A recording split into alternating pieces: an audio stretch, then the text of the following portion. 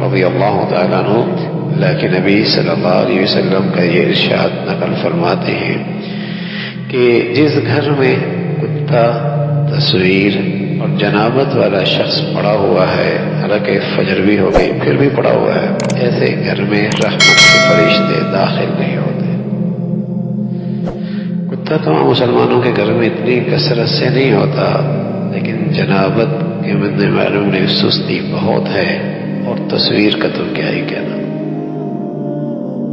ذی روح چیز کی تصویر گھر میں پڑی ہے، گھر میں پڑی ہے، لگا رکھی ہے، لگا رکھی ہے۔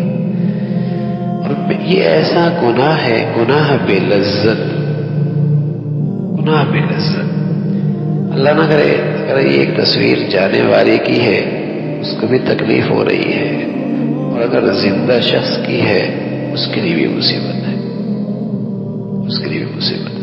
ہاں، ضرورت کے درجے میں جہاں شریعت نے اجازت دی ہے، ضرورت کے درجے میں تو ایک درجے میں حرام کھانے کی بھی اجازت ہے۔ کوئی آدمی بھوک سے مر رہا ہے اور بھوک ہونے کی وجہ سے شریعت نے اسے کہا ہے کہ اتنا کھا لے کہ جان بچا لے، تو شریعت نے جہاں ضرورت کے درجے میں اجازت دی ہے وہ تو ٹھیک ہے۔ لیکن یہ کہ گھروں میں تصویریں پڑی ہوئی ہیں، چیزوں میں، کاغذات میں، صفحات میں، اخباروں میں اور اس قسم کی چیزوں میں پڑی ہوئی ہیں، گناہ بے لذت، لیکن نقصان کتنا ہے کہ اللہ کی رحمت کے فرشتوں سے ہوا۔